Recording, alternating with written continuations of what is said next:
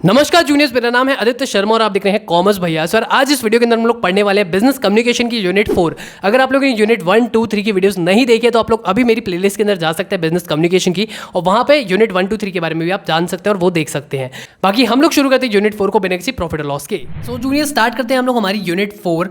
आज हम लोग जो टॉपिक्स कवर करने वाले हैं वो आप लोगों की स्क्रीन पर आप लोग को दिख रहे हैं। सबसे पहला है बैरियर्स ऑफ कम्युनिकेशन, फिर आता न्यूज लेटर्स, फिर है circulars, agenda, notice, office memorandums, office orders, minutes of meetings, project and report writing, and इसके अलावा लास्ट में हम लोग पढ़ेंगे प्रेजेंटेशन के बारे में। प्रेजेंटेशन ऑब्वियसली बात है वही होती है जो भी आप लोग देख रहे हो, ये जो आप लोगों को पीपीटी दिख रही है इसी को प्रेजेंटेशन बोलते हैं। बट प्रेजेंटेशन को प्रेजेंट कैसे करते हैं वो सब चीज़ इसके अंदर हम लोग पढ़ेंगे। सबसे पहला टॉपिक आता है हमारा कम्युनिकेशन बैरियर। सो आइए जानते हैं कम्युनिकेशन बैरियर होता क्या है। Communication barriers are the problems that arise at every stage of communication process and have the potential to create misunderstanding and confusion. Basically communication barriers क्या होते हैं, ये कुछ प्रॉब्लम्स होती है आप लोगों की जो हमारे जो कम्युनिकेशन प्रोसेस हमने यूनिट 1 के अंदर पढ़ा था उसके अंदर हर एक स्टेज पे ये प्रोसेस के अंदर आती है। मतलब हर एक प्रोसेस में, हर एक स्टेज के अंदर, हर एक चीज़ के अंदर ये आएगी। जब भी हम लोग बात करना चाह रहे होंगे ना, तो कुछ बैरियर्स हमारे आते ही आते हैं। मान लो मैं आप लोगों से बात कर रहा हूँ, आप लोगों के दिमाग में कभी कभी ऐसा होगा कि क्वेश्चंस आएंगे, ठीक है, क्वेरीज आएंगी, यार ये कैसे होगा वो कैसे होगा, तो ऐसे करके कुछ बैरियर्स हमारे दिमाग में आते हैं, कुछ मिसअंडरस्टैंडिंग और कुछ कंफ्यूजन क्रिएट होती है, उन्हीं को हम लोग बोलते हैं कम्युनिकेशन बैरियर्स। तो आइए जानते हैं टाइप्स ऑफ कम्युनिकेशन बैरियर कौन कौन से होते हैं। सबसे पहला हम लोग देख रहे हैं यहाँ पे लिंग्विस्टिक। लिंग्विस्टिक कौन सा होता है, ये होता है हमारा basically language barrier. The language barrier is the one of the main barriers that limit effective communication. मतलब ये अच्छी बातचीत को रोकता है, अच्छे से कम्युनिकेशन करने को रोकता है। Language is the most commonly employed tool of communication. मतलब लैंग्वेज को हम सबसे ज़्यादा यूज़ करते हैं कम्युनिकेशन के लिए।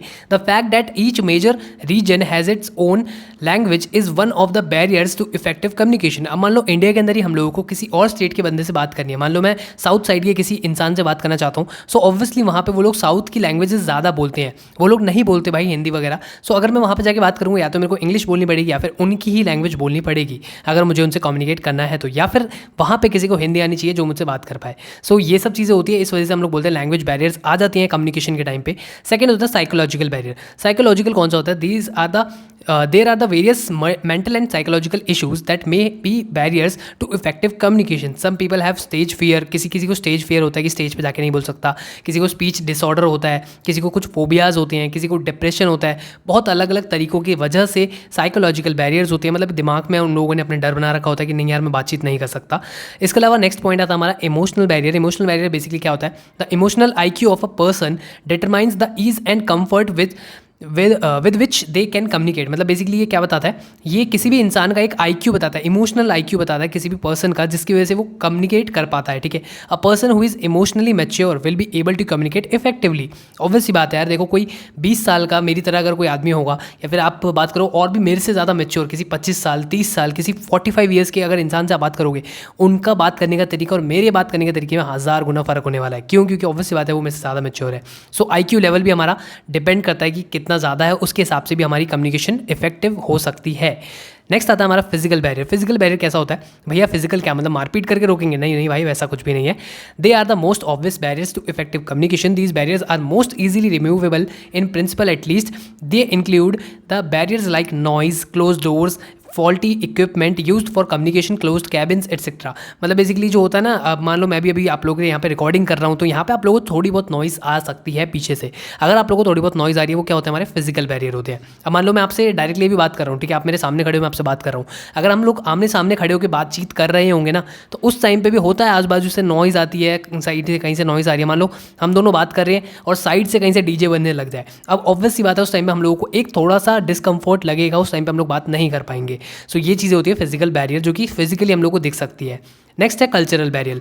As the world is getting more and more globalised, any large office में have people from several part of the world. Obviously बात है एक कंपनी के अंदर अलग अलग जगहों से लोग आते हैं, अलग अलग रिलीजियन के लोग आते हैं, अलग अलग टाइप के लोग आते हैं, ठीक है, अलग अलग कल्चर से लोग आते हैं। सो ऑब्वियसली बात है उनका फूड, उनकी ड्रिंक्स, उनके पेट्स, उनके रहने का तरीका, हर एक चीज़ में बहुत बड़ा एक ड्रास्टिक चेंज आप लोगों को देखने को मिलेगा। सो उसी वजह से हम लोग बोलते हैं कल्चरल बैरियर्स भी आते हैं कंपनीज के अंदर, MNCs के अंदर ये ज़्यादा देखने को मिलता है। नेक्स्ट आता है हमारा ऑर्गेनाइजेशनल बैरियर। ऑर्गेनाइजेशनल बैरियर क्या होता है, as we saw there are many methods of communication at an organisational level. हमने देखा हुआ है कि जैसे हमने क्लास 11th 12th के अंदर भी पढ़ा हुआ है मैनेजमेंट के बारे में, उसके अंदर हमने पता है कि हमको ये सब चीज़ें पता है कि अगर कोई लोअर लेवल पे होगा या फिर मिडिल लेवल पे होगा, डायरेक्टली जाके वो टॉप लेवल पे या फिर किसी CEO से बात नहीं कर सकता है। सो ये कुछ टाइप ऑफ बैरियर्स भी आते हैं जो कि ऑर्गेनाइजेशनल बैरियर कहलाए जाते हैं। फिर आता है एटीट्यूड बैरियर। एटीट्यूड बैरियर क्या होता है, certain people like to be left alone, मतलब उनको अकेला रहना पसंद होता है। कुछ इंट्रोवर्ट टाइप लोग होते हैं, कुछ एक्सट्रोवर्ट टाइप लोग होते हैं। आप लोगों ने आजकल के टाइम में बहुत सुना हुआ है ये सब चीज़ें। या फिर किसी की ईगो बहुत ज़्यादा होती है। इन सब चीज़ों के बेसिस पे भी लोग बातचीत नहीं करते हैं, जिनको हम बोलते हैं एटीट्यूड बैरियर्स। नेक्स्ट आता है अब हमारा परसेप्शन बैरियर। परसेप्शन बैरियर कैसा होता है? Different people perceive the same things differently. अब मान लो एक क्लास के अंदर 40 बच्चे बैठे हैं, तो ऐसा ज़रूरी नहीं है कि 40 के 40 बच्चे सेम चीज़ें ग्रैप करेंगे या फिर 40 के 40 बच्चे ही सेम चीज़ें सीखेंगे। सारे बच्चे अपने अपने हिसाब से, अपने IQ लेवल के हिसाब से अलग अलग चीज़ें सीखेंगे।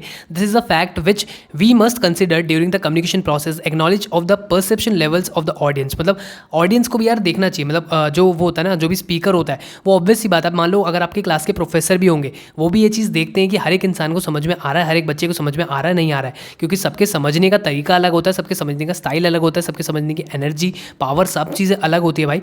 तो उसके हिसाब से उनको समझाना पड़ता है।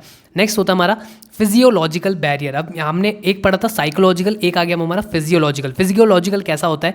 सर्टेन डिसऑर्डर्स और डिजीजेज। अब मान लो किसी इंसान को डिजीज़ ही है, वो ठीक से नहीं बोल पाता, ठीक से नहीं बात कर पाता, ऑब्वियसली उसको अगर इस बात की डिजीज़ है तो वो कैसे ही बात कर पाएगा। तो उसको हम बोलते हैं फिजियोलॉजिकल बैरियर। नेक्स्ट आता है हमारा technological barrier. Other barriers include the technological barrier. ये अदर बैरियर्स के अंदर आता है हमारा। इसके अलावा टेक्नोलॉजिकल बैरियर कैसे? अब मान लो कोई, अगर हम लोग बात करते हैं किसी से 80-90s की कोई एज का अगर कोई आदमी होगा, उससे अगर हम जाके बात करते हैं, सो ऑब्वियसली उनके टाइम पे जो टेक्नोलॉजी थी और हमारे टाइम पे जो टेक्नोलॉजी है, उनमें बहुत ही ह्यूज डिफरेंस आप लोगों को देखने को मिलेगा। अगर वो उनसे हम लोग बात करते हैं कि आपके टाइम पे क्या था, सो वो बताएंगे हमारे टाइम पे टेप रिकॉर्डर्स होते थे और पता नहीं क्या क्या चीज़ें होती थी। वो हमको काफ़ी सारी चीज़ें ऐसी अलग बताएंगे जो हम लोगों को नहीं समझ में आएंगी और हमको नहीं पता होगी। सेम अगर हम उनको बताएंगे कि देखो ये स्मार्टफोन है, ये चीज़ है, ये PS5 है या फिर ये Xbox है, इसके अंदर ऐसे गेमिंग करी जाती है, तो उनको ये सब चीज़ें नहीं समझ में आएगी। सो इन बैरियर्स को हम बोलते हैं टेक्नोलॉजिकल बैरियर्स। आते हैं हमारे नेक्स्ट टॉपिक के ऊपर, जो कि हमारा ओवरकम बैरियर्स। मतलब हम इन बैरियर्स को ओवरकम कैसे करेंगे। भैया आपने बैरियर्स तो बताया, बट अगर क्वेश्चन आता है कि how to overcome these barriers, तो आप लोग कैसे लिख के आओगे? सबसे पहला पॉइंट है क्लियर ऑर्गेनाइजेशनल पॉलिसीज। ऑर्गेनाइजेशन की पॉलिसीज को क्लियर बना दो भाई, क्लियर कट पॉलिसीज होनी चाहिए। सेकंड चीज़, फीडबैक की बातचीत होनी चाहिए। अगर फीडबैक नहीं होगा एक ऑर्गेनाइजेशन के अंदर, तो वहाँ पे बैरियर्स आएंगे ही आएंगे। फीडबैक के बिना भाई कम्युनिकेशन प्रोसेस पूरा नहीं होता है, ये हमने पढ़ा हुआ है। नेक्स्ट आता है हमारा मैनेजमेंट डेवलपमेंट। मैनेजमेंट की भी डेवलपमेंट होनी चाहिए। मैनेजमेंट पुरानी सी नहीं रहनी चाहिए, मैनेजमेंट को डेवलप होना चाहिए, उनको ट्रेनिंग्स देनी चाहिए, उनके साथ इंटरेक्शंस करनी चाहिए। ओरिएंटेशन होना चाहिए। ओरिएंटेशन क्या होता है? ओरिएंटेशन एक ऐसा इंडक्शन प्रोग्राम टाइप होता है आप लोगों का, कि जो भी नया एम्प्लॉय आया उसको सारे पुराने एम्प्लॉयज़ से बातचीत करानी, सारे पुराने एम्प्लॉयज़ से उसको मिलवाना, इसी को हम बोलते हैं ओरिएंटेशन प्रोग्राम। आप लोग जब कॉलेज में फर्स्ट ईयर में आए होगे, तब आप लोगों के साथ भी ओरिएंटेशन प्रोग्राम करवाया गया होगा। सो उसी को हम बोलते हैं ओरिएंटेशन। नेक्स्ट है हमारा प्रोमोटिंग इनफॉर्मल रिलेशनशिप। एक ऑर्गेनाइजेशन के अंदर सिर्फ फॉर्मल रिलेशनशिप बना रहेगा ना, तो उसके अंदर भाई बातचीत नहीं हो पाती है, एक इनफॉर्मल रिलेशनशिप भी बनवाना पड़ता है। तो अब आते हैं हमारे नेक्स्ट टॉपिक के ऊपर, जो कि है न्यूज़ लेटर्स। तो न्यूज़ लेटर्स क्या होता है भाई? देखो यहाँ पे मैंने एग्जांपल के तौर पे लगा रखा है, न्यूज़ में जो ये लेटर्स छपते हैं हमारे, इसी को न्यूज़ लेटर बोला जाता है। बाकी एक बार रीड कर लेते हैं इसकी डिफाइन को। A newsletter is a printed report containing news या फिर information of the activities of a business. एक बिजनेस की अगर एक्टिविटीज़ को हम लोग शो करते हैं, या फिर मान लो आपके कॉलेज का भी एक वो आता है ना, एडवर्टीजमेंट टाइप आता है, जिसमें कॉलेज की भी डिटेल्स वगैरह लिखी होती है, उसको भी हम लोग न्यूज़ लेटर ही कहेंगे। या फिर एक प्रॉपर बिजनेस की अगर डिटेल्स वगैरह लिख के आती है, जैसे कि लीगल नेम हो गया, सब्सक्रिप्शन बिजनेस मॉडल हो गया, इंस्टीट्यूशंस के नेम हो गए, या फिर सोसाइटीज़ का नाम हो गया, एसोसिएशंस की भी हो सकते हैं ये सब चीज़ें, ठीक है। That is send by mail regularly to all its member. मतलब सारे मेंबर्स को, सारे कस्टमर्स को, सारे एम्प्लॉइज़ को, सारे लोगों को अगर ये चीज़ें रेगुलर बेसिस पे भेजी जा रही है, उसको हम बोलते हैं न्यूज़ लेटर। न्यूज़ लेटर जरूरी नहीं है कि न्यूज़पेपर के अंदर ही छपा जाए। न्यूज़ लेटर आप लोगों का कंपनीज डायरेक्टली भी भेजती है। आप लोगों के ईमेल के ऊपर बहुत सारे न्यूज़ लेटर्स आते होंगे, आप लोग देखेंगे, ठीक है। तो वो भी न्यूज़ लेटर हमारे होते हैं। तो बेसिकली लास्ट में आप लोगों को यही बताया जा रहा है कि जो ईमेल्स होते हैं आज के टाइम पे, न्यूज़ लेटर्स होते हैं, वो स्पैम के उसमें आते हैं, स्पैमिंग टाइप में आते हैं, ठीक है। बहुत सारी कंपनीज इसको स्पैम कर देती है, तो इस वजह से ईमेल की भी स्पैम फोल्डर में जाके पड़े रहते हैं। सो स्पैमिंग टाइप में आप लोगों को न्यूज़ लेटर्स आपके ईमेल के अंदर भी देखने को मिल जाएंगे। नेक्स्ट आता है हमारा सर्कुलर्स। सर्कुलर्स क्या होते हैं? सर्कुलर्स का भी यहाँ पे जस्ट मैंने आप लोगों के लिए एक एग्जांपल लगा रखा है। आप लोगों ने बहुत बेसिक क्लास 11th के अंदर मेरे ख्याल से, या फिर 12th के अंदर इंग्लिश के अंदर सर्कुलर्स देखे होंगे। सर्कुलर्स और flyers are highly effective way to communicate with employees या फिर कस्टमर्स। एम्प्लॉइज और कस्टमर्स के साथ बात करने के लिए इसको यूज़ करती है companies. Many companies use circulars to enforce dress codes and policies. इसके अंदर क्या बताया जाता है? ड्रेस कोड बताए जाते हैं, पॉलिसीज बताई जाती है, या फिर इन्वाइट किया जाता है एम्प्लॉइज़ को मीटिंग्स के लिए या फिर लंच के लिए, ठीक है। Circulars can also be use as an advertising tool. इसको एडवर्टाइजिंग टूल की तरह भी यूज़ किया जाता है। कुछ लोग इसको एडवर्टाइजिंग की तरह यूज़ कर लेते हैं, कुछ कंपनीज यूज़ कर लेती है। There are number of benefits to using circulars, but a circular must include certain features to be most effective. Additionally distribution is important for circulars in business communication. अब देखो भाई, अगर सर्कुलर सिर्फ बना दिया गया तो उसका जस्ट यूज़ नहीं हो सकता है, सर्कुलर को डिस्ट्रीब्यूट करना भी उतना ही ज़रूरी है, उसको लोगों तक पहुँचाने की जिम्मेदारी भी होनी चाहिए और उसको लोगों तक पहुँचाना उतना ही ज़रूरी है। क्योंकि अगर एक सर्कुलर लोगों तक पहुँचेगा ही नहीं ना, तो उस सर्कुलर की कोई भी वैल्यू ही नहीं रहेगी। उस सर्कुलर तो लोगों तक पहुँचाना बहुत ज़्यादा ज़रूरी होता है। नेक्स्ट आता है हमारा एजेंडा। एजेंडा क्या होता है? Agenda is the list of items to be considered at a meeting. एक मीटिंग के अंदर आप जैसे मान लो हमने एक ऐसा लिस्ट ऑफ आइटम बना दिया है जिसको हम लोग एक मीटिंग के अंदर कंसिडर करने वाले हैं। It is also called business और order of business. It comes from the Latin word agendum. Agendum एक लेटिन वर्ड है, आप लोगों का लेटिन वर्ड है, ठीक है, वहाँ से इसको उठाया है, जिसका मीनिंग क्या होता है? Things to be done. मतलब वही चीज़ है ना, हम लोग बनाते हैं एक थिंग्स टू बी डन की एक लिस्ट बनाते हैं हम लोग कि हम लोग को ये काम करने हैं। सेम मीटिंग्स के लिए भी ऐसे एक थिंग्स टू बी डन वाली एजेंडा को बनाया जाता है प्रॉपरली। वो देखो ऐसा तो नहीं दिखता है, जो ऑफिशियल आप लोगों के होते हैं वो आप लोगों को गूगल पे आप सर्च करोगे कंपनीज के आप लोगों को दिख जाएंगे, बट यहाँ पे जस्ट मैं उनके लगा नहीं सकता, तो इस वजह से मैंने यहाँ पे एक एग्जाम्पल के तौर पे आप लोगों की एक फोटोग्राफ लगा रखी है, ग्राफिक इमेज लगा रखी है। तो इसको देख के आप लोग समझ सकते हो कि हम लोग जस्ट एजेंडा के अंदर क्या नोट करते हैं, हम लोग जो भी हमारे टॉपिक्स मीटिंग के अंदर डिस्कस होने वाले हैं उन सब चीज़ों को नोट करते हैं। सो वो होते हैं हमारे एजेंडास। फिर नेक्स्ट आता है हमारा नोटिस। नोटिस के अंदर क्या होता है? नोटिस भी आप लोगों ने क्लास 11-12 के अंदर देखा होगा, जो कि कुछ आप लोगों का ऐसा सा दिखता है, एग्जैक्ट ऐसा नहीं होता है, ठीक है, बस ऊपर नोटिस लिखा होता है और उसके अंदर मेनली 5 लाइन की या फिर 6 लाइन की कुछ इन्फॉर्मेशन आप लोगों की लिखी जाती है। नोटिस इज अ रिटन और N oral statement that contains the particulars of holding a meeting. मतलब एक मीटिंग के अंदर क्या होने वाला है उसकी पर्टिकुलर्स बेसिकली इसके अंदर लिखे जाते हैं। When a circular is served among the members of the meeting to attend the meeting, it is called a notice. ठीक है, एक सर्कुलर अगर लोगों को दिया जाता है तो वो सर्कुलर नहीं, फिर वो एक नोटिस कहलाया जाता है कि आप लोगों को इस मीटिंग के अंदर बुलाया जा रहा है, ये मीटिंग होगी इस तारीख पे, या फिर उसके अंदर बेसिकली क्या इंक्लूड करा जाता है? Time, place, date and agenda of meeting. Agenda को भी नोटिस के अंदर हम लोग इंक्लूड कर सकते हैं, बट क्या एजेंडा के अंदर हम लोग नोटिस डाल सकते हैं? तो ऐसा नहीं होगा। एजेंडा नोटिस के अंदर आ सकता है बट नोटिस एजेंडा के अंदर नहीं आ सकता है। नोटिस एक प्रॉपर अलग चीज़ हो जाती है आप लोगों की। सो अब चलते हैं हम लोग हमारे नेक्स्ट टॉपिक के ऊपर, जो कि माइन्यूट्स ऑफ अ मीटिंग। एक मीटिंग के माइन्यूट्स क्या होते हैं? अब देखो यहाँ पे मैंने बना रखा आप लोगों का एक मीटिंग चल रही है और उसके हमने कुछ माइन्यूट्स लिखे हुए हैं।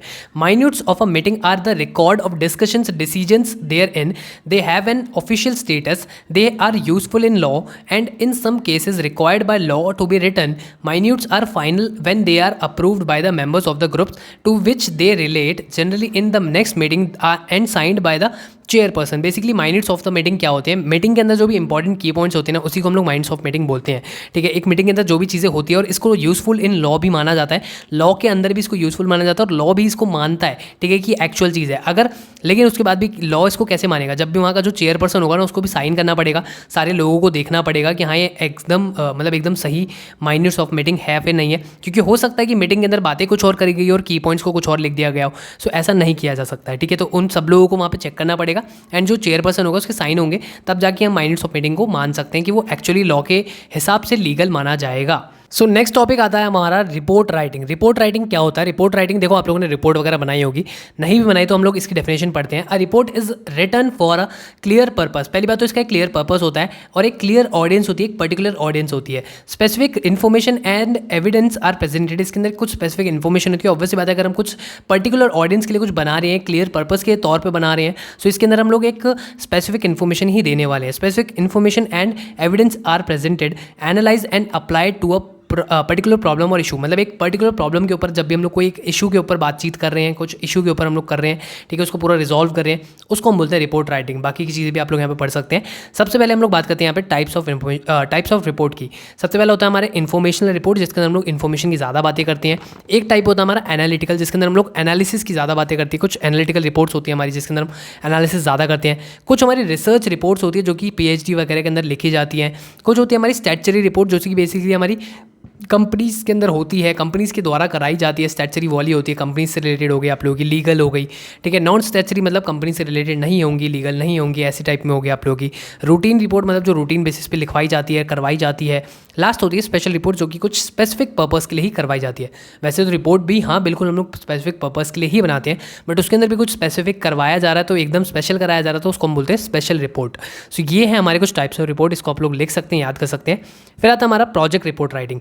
प्रोजेक्ट रिपोर्ट राइटिंग के अंदर देखो, मैं आप लोगों को ज़्यादा कुछ नहीं बताऊंगा। ऑब्वियसली बात है, आप लोगों ने प्रोजेक्ट रिपोर्ट राइटिंग कर रखी है, आप लोगों ने माइनर प्रोजेक्ट रिपोर्ट बनाई है सेकंड सेमेस्टर के अंदर, तो आप लोगों को आइडिया रहेगा प्रोजेक्ट रिपोर्ट राइटिंग क्या होता है।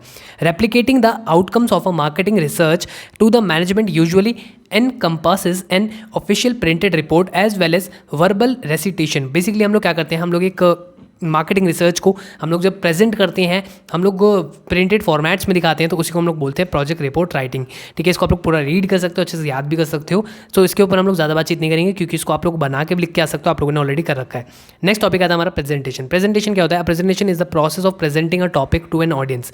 ऑडियंस को या फिर ऑडियंस को एक टॉपिक प्रेजेंट करना है, इसको हम लोग बोलते हैं प्रेजेंटेशन। ऑब्वियसली बात है, अभी मैं आप लोगों को जो प्रेजेंट कर रहा हूँ, चाहे मैं डेमो दे के कर रहा हूँ, इंट्रो दे के कर रहा हूँ, लेक्चर, अभी हम लोग लेक्चर की बात कर रहे हैं, यहाँ पे हम लोग लेक्चर दे रहे हैं, स्पीच दे के कर रहा हूँ, या फिर हम लोग परस्यूएट कर रहे हैं, इंस्पायर कर रहे हैं किसी को, या फिर किसी को मोटिवेट कर रहे हैं। सो उन सब चीज़ों को हम बोलते हैं प्रेजेंटेशन करना।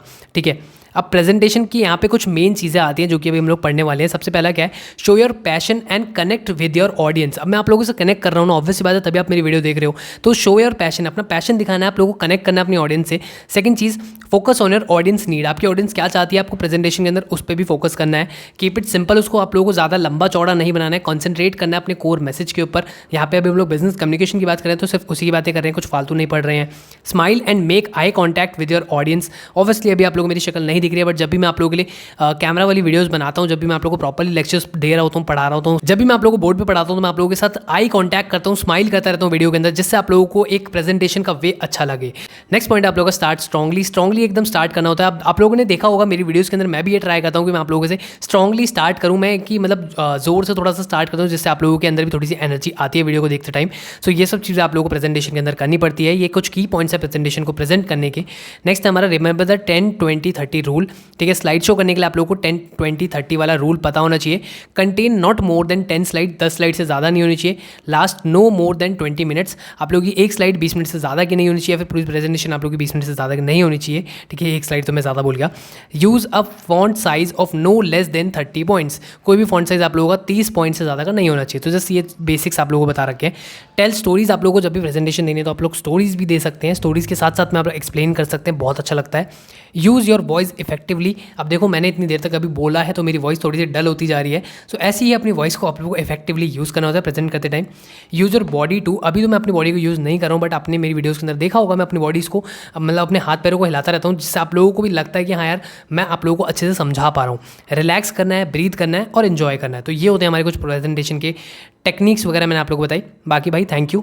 यूट्यूब चैनल को आप सब्सक्राइब कर सकते हैं, इंस्टाग्राम को आप लोग फॉलो कर सकते हो, टेलीग्राम चैनल को आप लोग ज्वाइन कर सकते हो, जिसके थ्रू आप लोगों को नोट्स मिल जाएंगे। आई होप आप लोगों को वीडियो अच्छी लगी होगी। अगर अच्छी लगी तो प्लीज़ को लाइक करो, शेयर करो अपने दोस्तों के साथ। मैं मिलता हूं आपसे अगले वीडियो में भी। इतना ही, धन्यवाद।